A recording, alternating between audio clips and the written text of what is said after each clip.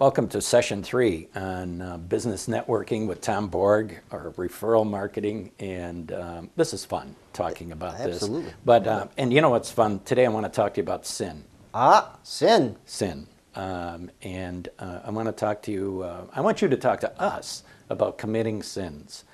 When you go to networking events, what are some of the sins? I know that there's probably a multitude of sins, but I bet you've got some in mind that you could discuss with us. Absolutely, Jim, and something we've all done. This is not something that only the evil networkers out there do. We've all been guilty of these sins at one time or another, and I think what's important there is we learn what not to do, and that allows us to be a better person, a better business person, a better networker. So let's take a look at some of these. I've even prepared some notes to add to this, but one of the first things I think a big mistake for people when they go to a network session is they start asking for leads or referrals and they haven't even given anybody. This person they're asking them from, they haven't given them any business. You don't want to ask for business if you haven't given any yet. So that's one of them. Yeah. So again, getting the alphabet wrong here. That's right. Focusing on me. That's right. Instead of you.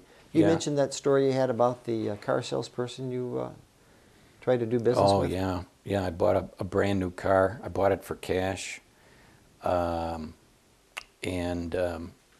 which the salesperson stuffed some business cards in my hand and said, "Send me some business." Didn't even say please. Actually, he didn't. So I said to him, here's one of my business cards. Tell you what, you send me some business. Yeah, you just bought a car from him. I will cash. Yeah. I will reciprocate to you and send you some business. Well, again, there you go. The first sin, putting the old M ahead of the Y, which we don't want to do. We want to do just the opposite direction. So there's one of them. Good. How about, going on that, he wasn't even interested in what kind of business I was in. I mean, obviously, I knew what kind of business he was in. Yeah. But you would think that after I just wrote a check to you and bought a car for cash, you'd care a little bit about how do I generate this kind of cash. Looking at it as a lifetime customer or a lifetime client, which he was not, obviously. Absolutely. Absolutely. Yeah, sin number 1. Okay. Here's another one that I see happen at networking events. You could be talking to this person whom you just met, and they do one of these numbers where they're looking over your shoulder or around you, looking for someone else that's going to be coming into the room that they want to meet. What kind of an impression how does that make you feel when someone does that to you in a networking situation? Well, it lets you know that if you were really important, I would spend a little time here, but since you're you, I'm going to move on. And yeah, there is that perfunctory hello and goodbye. Yes. Yeah. It doesn't make the person feel very important. No, it doesn't. Yeah. Okay, how about this one? Overstating what you do. Ooh. Yeah. Letting your mouth write checks your business can't cash. Yeah. Well, we do this type of service, and we can do this, and we can do that, and then in the long run, the person really can't come through on those promises. That's a big sin of networking. Let's put it that way. You know, Joe Girard, famous sales guy from another era, talked about these people are ATNAs, all talk and no action, because when it comes to the action phase, yep. Nice point. And goodbye your credibility too. You know, that caused people to walk the other way when they see you coming. That's right. That's right. Here's another one that I can think of. When you go to a networking event, the people that come from the same company many times will stay with the people they came from. If they're sitting at a table, they'll fill up the table with all the people from their bank or from their real estate office. What does that do? Yeah, that certainly turns people off. And I've seen that, you're very right, where people go to network, but they only talk to the people they know as opposed to going off and meeting other folks. Yeah. Sure. Yeah. I mean, that doesn't make any sense to me. You should have just stayed wherever you were. Right. That doesn't help. Well, and hitchhike onto that concept. Let's say you're there at a networking event, and there's some obvious newcomers there. They're by themselves. They don't know anybody. They're walking around, and they're ignored. That is a. What do you think about that? I just saw that. Yeah, you've got people that almost have a flashing sign. Hello, walk up to me and introduce yourself. Yeah. And they're feeling uncomfortable. Sure. You know, they really need somebody to reach out to them and then do more than to introduce them to somebody else and say, hey, meet this new person here. This is so-and-so, and this is what they do. Yes, Yeah. that's so important. Yeah. Again, people have a comfort zone which they operate within. And when they're going to an event like that, it is outside their comfort zone. And typically, people will think, well, everyone else knows everyone else here, but me, I'm an outsider. So it's important to not violate that guideline. That is, if you see someone there for the first time, take an interest in them. Introduce them to some of the other people that are there. Allow them to have a good experience, and it'll come back to you. Make the first move. Make the first move. Yeah, make the first move. I agree with that. I can think of, Tom, events where I went to and I just needed to go break the ice myself. And then sometimes, you have cliques, groups of people talking to each other. Yes. And you start walking up to them, and by their body language, they let you know that not this group. Mm-hmm. Exactly. Yeah, like you're not invited. You're an outsider. Right. Well, that can turn people off in a hurry. Yeah. Another sin that some of us make out there is we show up and we don't have a business card. We didn't bring our business cards. Oh yeah. Yeah. Apologetically, oh, I don't have a card. Left You don't in the have a car. brochure. You don't have a business card. Yeah.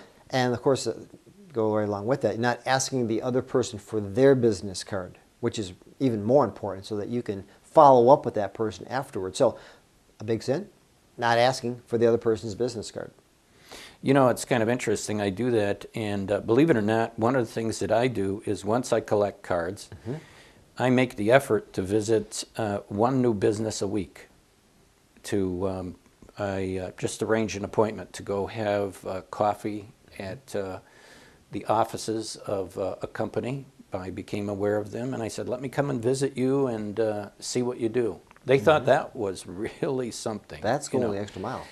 Well, but I mean, isn't that what it's all about? It should be. How am I going to make a referral to you if I don't know what your facilities look like and where you're located and so forth, so that somebody would ask me, well, have you been there? And I go, no, I haven't.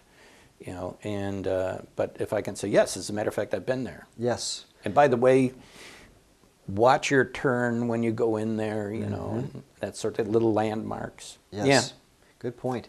Well, going right along with this idea of business cards, if you're going to be giving out one of your business cards, make sure it's in good condition. Don't give them something that's dog-eared, dirty, crumpled, wrinkled, or doesn't have your updated information on it, where you have written in your new email address or your new website.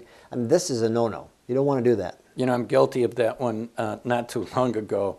I wanted people to use a different email address, so I took a permanent marker, and I'm not using those anymore because I then, when I really looked at those cards, I thought, boy, this really makes me look bad.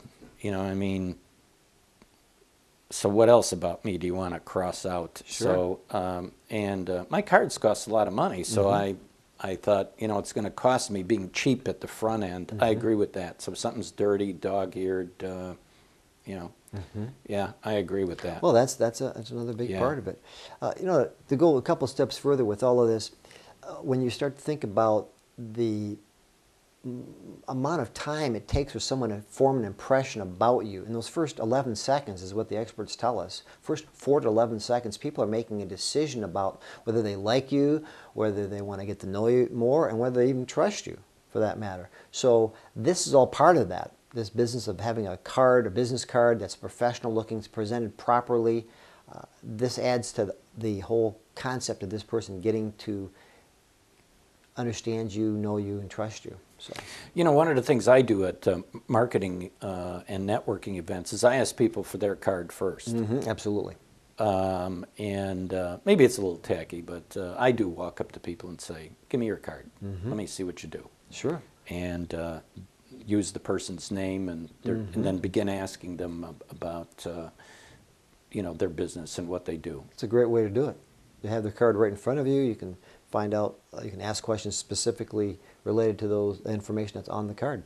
In that regard, some people waste real estate on their cards too, because the front of the card has information, the back card is blank. And they don't think about the idea that you could use the real estate on the back of your card to maybe clarify a little bit about what it is that you do and that sort of thing. Wonderful idea. Yeah. So that's something people want to do, and if they don't do it, that could be considered a sin of networking. Yeah. How about this? I've got another one on here. That is not following up. Not following up after you've met that person. We've got the business card. Why not send them an email thanking them, telling them it was nice to meet them today, keep them in mind, that you're going to keep them in mind in the future as you run into particular business acquaintances that may need their services. So just to provide that kind of follow-up is critical after you've met someone, because quite frankly, they're going to forget who you are very soon unless you do something else to cause them to remember you. It's kind of interesting because it wasn't too long ago at an event, somebody asked me for some information, and I said, as soon as I get back to the office, I'll send an email. And the individual was really surprised that I followed through. It wasn't me personally, but later on she told me that a lot of conversations at these events are very perfunctory and superficial, and people say things like, yeah, I'll get back to you, and so forth. I like that idea of doing a follow-up, particularly for chambers of commerce, where you indicate, hey, let me welcome you to the chamber. It was good meeting you, and I'll keep you in mind. I like that idea. If you really want to stand out, don't send an email. Send a real thank you note, handwritten, 44-cent stamp on it. That will definitely get you noticed. So that's another thought. But again, not following up, that's another sin. Let's see, I think that's pretty much all I have on the list that I've got here today, unless you want to add anything else, Jim. Well, I'll just add one more thing. Sometimes people will send me a mega referral. I mean, a real blockbuster. Okay. And one of the things that I do following up on that thank you note idea is I actually put a instant lottery ticket in it. Sure. For Mega Millions or Powerball, and I write, thanks a million, from Jim Danielski. People have remembered me 10 years later. They've remembered the ticket, so that's it. Well, that's the idea, to be remembered, and to do something special, something different is going to give that other person one more reason to think about you the next time they need to refer some business to you as well. Well, thanks again for visiting us, and be sure to look at Tom's website on the internet. You'll see it right below over here. And with that, we'll see you again soon.